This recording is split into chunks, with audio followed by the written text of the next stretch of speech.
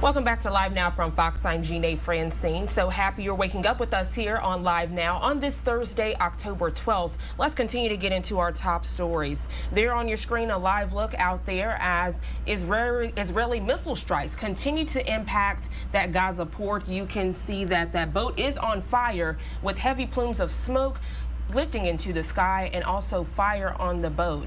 Right now, I want to switch gears and kind of talk about an important topic as it relates to this. A woman named Tell played dead while terrorists horrifically butchered her and her American Christian friend back in December of 2010. Tell not only survived, but through her actions in the attack, the Israeli government was later able to track and arrest the men. Since then, Tell has been an incredible advocate for Israeli and international victims of terror. Tell, thank you so much for joining us here on Live Now from Fox. I know there's that time difference as you are in Israel. First thing I want to say, viewer discretion is advised for this because your story is so compelling, but some of the images and some of the things we will hear, almost unreal. If you could take us back in time to December of 2010, to that horrific day, and talk us through what happened to you and your American friend. Thank you, Jeanne. And I'd like to just thank the American people and the American government for standing unequivocally with Israel. It means a lot to us. And it's never a pleasure to do, but it's a privilege. I was working as a tour guide, excuse me, and I was guiding an American friend and client, Christine Lucan, of blessed memory, American Christian, and we were hiking in an Israeli nature trail on a Shabbat afternoon, Saturday afternoon. And I just need to explain where we were because it wasn't in Judea and Samaria or the so-called West Bank. It was in Israel proper.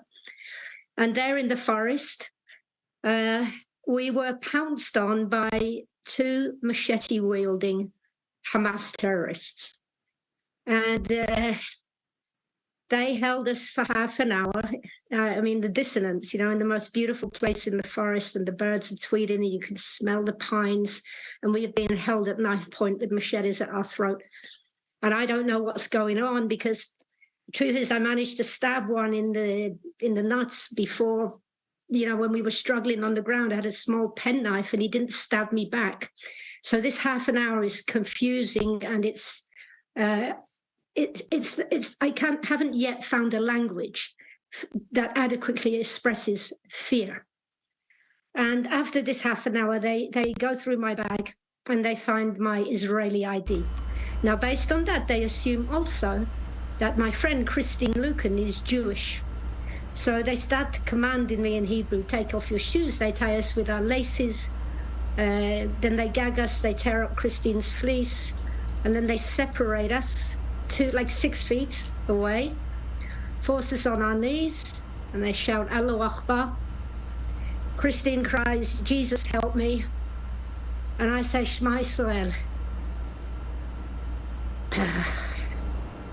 It's like a divine cosmic symphony, right? And they start butchering. And I am lying on my side, and he's leaning on me. And viewer discretion entirely, because he is plunging that knife into me so hard I can hear my bones crunch. And he's bummed because the jagged edge gets stuck in bone, and he's trying to drag it out. And he's doing it again and again, and then it goes in skin and it's slicing my flesh. One sec. So all I could do was to think, what I have to do is my only chance to survive this is to play dead. And I had to make a choice because people, they die with their eyes open. And I kept my eyes open, and in 6 feet away, I just saw the most life-changing, barbaric scene of a innocent Christian woman being chopped up like a vegetable because her executioners believed her to be Jewish.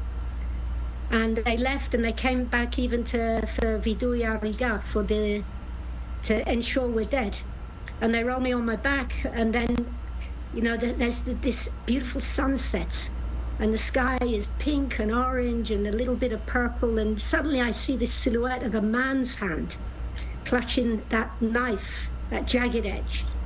and he stabs me in the chest. And that one missed my heart by 4 millimeters. So they assume we're both dead. Christine is obviously dead. And when they left, I have one last goal in life, and that is to die nearer where I parked the car, so the police could find my body. I had no idea, or I'd never believed for 1 minute I'd live. And I managed to stand and gag bound barefoot. I had 13 machete wounds, over 30 broken bones. I had splinters of bones in my lungs and diaphragm. I had a collapsed lung, a dislocated shoulder, a broken shoulder blade, a sliced diaphragm. And in that state, gag bound barefoot, I walked uphill through the thorns for over a mile until I found help. Now, the end of that terrible day is that obviously I was rushed to hospital, and I have to say this is very important because I'm going to say some tough things. It was an Israeli Muslim surgeon who saved my life. And everybody should hear that. And every time I speak, I'm telling you it was a Muslim surgeon that saved my life. All right. Now, Christine's body is found. I face my assailants in court. And this is also recorded on an Israeli documentary, where when you see the police interviewing the murderers, and they say this verbatim: "Why did you choose this place?" They're in the forest at crime scene. And the Sarah says, "We wanted to kill." Kill who? Jews. What's the reason? No reason.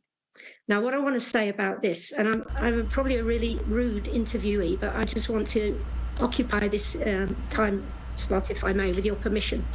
What I want to say about this is that this conflict, no, it's not even a conflict, this is a war. This war, essentially, is not firstly about land. My attackers did not cry free Palestine, okay? It's Allahu Akbar and slaughter the Jews. This is simply a continuation of pogroms that began in the 7th century against Jews and continued through the Crusades, by the way, by Christians who also murdered Muslims, and right through the Holocaust. And even before the State of Israel was founded, when we had a small Jewish community here, they were slaughtered in the places such as Hebron and Jaffa. All right, so there's always been these murders of Jewish people without any connection to a so-called occupation. And so we are talking about, and I heard the Secretary of State speech, I thought it was incredibly moving. We are talking about a war where there are two sides, right? People like to talk about the two sides, the whataboutism. It's heinous, it is, moral bankruptcy. But yes, there are two sides. And the sides of this, it's savagery or civilization. It's a war against evil and good. It's dark against light. It's cruelty against kindness. And it's death against life. This is a war of civilization that goes far beyond the boundaries of these atrocities and this savagery that my people have endured over the last few hours.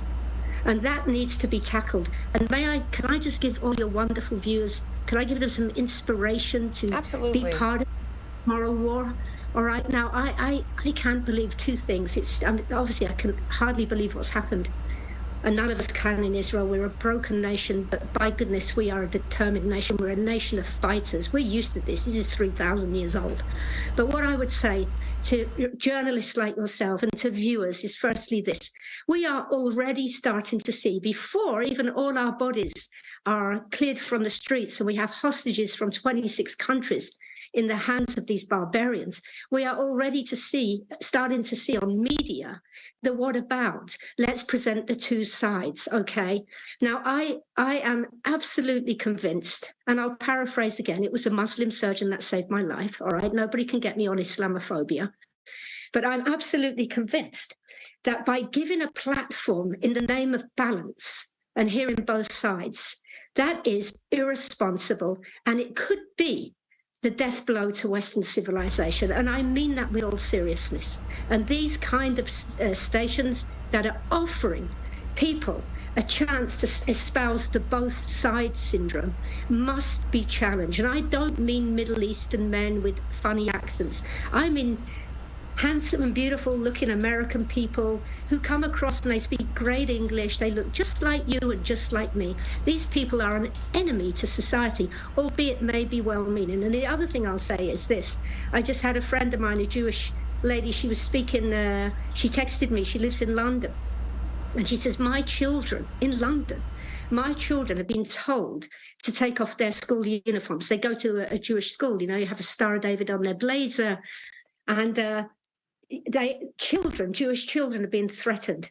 And we see in Jewish restaurants being trashed in London. We see Jewish protests against the Jewish state happening after this terrible pogrom. Also, we see it in America. Now, you can say, and America really is the greatest democracy in the world. That's without a doubt. The freedom of speech is incredibly important. But what people need to know is that if you have freedom of speech, you also have to take responsibility for the results and consequences of what your speech does. And if your speech is causing children to be terrified and the Jewish community worldwide are feeling threatened for their lives, these very protesters should be arrested and charged with incitement to terrorism. So, first thing I want to say is thank you so much for your bravery. I know you haven't spoken to a national outlet in America until today, and just hearing your story, it's hard to, you're fighting back tears, and I have chills. So, one, thank you for sharing this story. Just to put things into perspective, you literally had knives shoved into your body. And actually, I want to show these images to our viewers. You can see it there on your screen. Seeing those bruises, seeing the knife cuts on your body, and then you had to play dead just so you could be here today to talk to us about it. How are you feeling seeing these images? I don't really want to look at them. I'm kind of just staring into space, to be honest. But no, I can go back there. And listen, I do want to mention, all right, that the prisoners were arrested. They were sentenced to prison. And I think one of the most abhorrent issues is, and I want to say this kindly to America, because I think America is a very decent nation, all right? And Americans and the Europeans, they generally want to believe the good in mankind. But the world does not work like that, okay? It's not everybody is a good person. And in America's desire to try and find some kind of peace and look at both sides, for the last few years, the American taxpayers have been funding the likes of the Palestinian Authority, who are rewarding the people who did this to me and to an American Christian a taxpayer's salary. They have received millions of shekel, and that goes for every single terrorist captured in Israel's prisons. And that's another thing that we should be, I hope that the Secretary of State, who made the most wonderful speech, when he meets with Mahmoud Abbas tomorrow, who, by the way, he's the leader of the PLO and Fatah, and I know we're all overwhelmed with this amazing unspeakable atrocities that we've had now, but the Fatah and the PLO have actually murdered more Jews than Hamas. And another thing I want to say to you, excuse me for being a little passionate here, is you're talking about a humanitarian crisis. Yeah, humanitarian. What's a humanitarian crisis? The hostages. Let's not forget these hostages, all right? The other humanitarian crisis is this. You know that after the State of Israel was founded, how do you call it? The United Nations Relief and Works Agency, UNRWA, set up like things like Palestinian refugee camps. Now, for the last 75 years, UNRWA, and I call on America to make a public inquiry, UNRWA have been funded by billions and billions. Hear that figure, put it across your screen, billions and billions of dollars. And these dollars could have rehabilitated the entire Gaza into a Beverly Hills. But instead of that, you have squalor. And not only do you have squalor, these thugs who crossed over the border and they murdered my people, these thugs have been educated in UNRWA schools. There must be a public inquiry as to where the money has gone. There must be outrage and arrests made at protests on American streets. And there must be an absolute blockade on any media that is going to host somebody who feels it necessary to draw a moral equivalent between innocent Palestinian civilians being killed in bombs and thugs who behead babies. Tell, when you think of your American Christian friend that was visiting with you back in December of 2010, and she did nothing wrong, and you had to play dead and watch her be dehumanized and butchered. When you think of why she was there in the first place, and she was murdered simply because they thought she was a Jew, when you think of her memory, what comes to mind? Oh, that question makes me want to cry.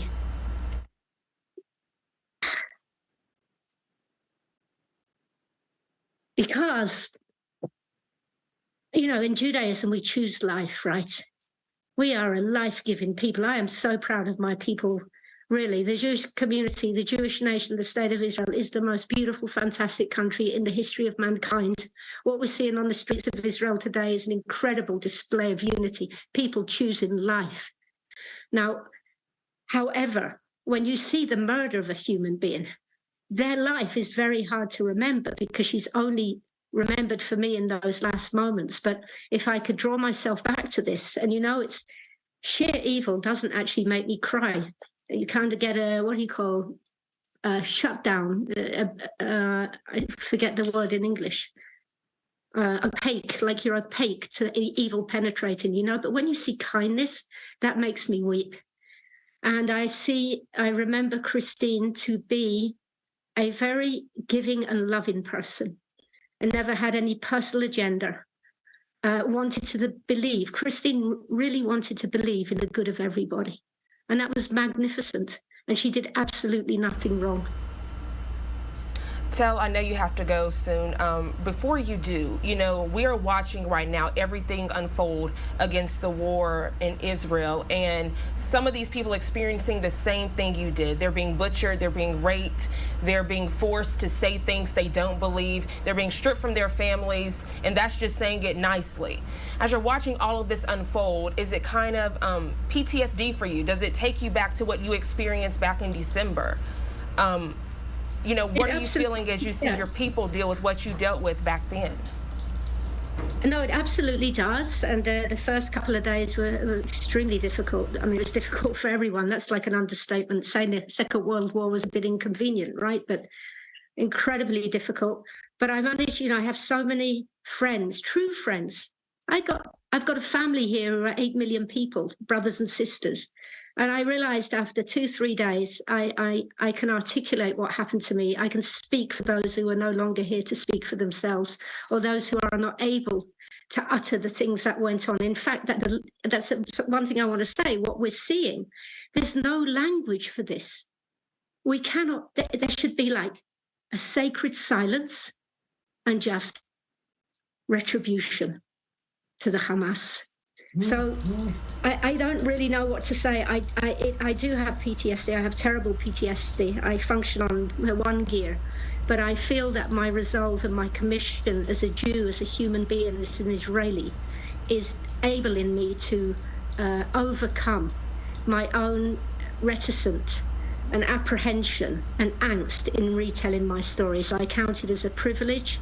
And I'm very, very thankful to you and the great people of the United States and your government for the support of myself and our people.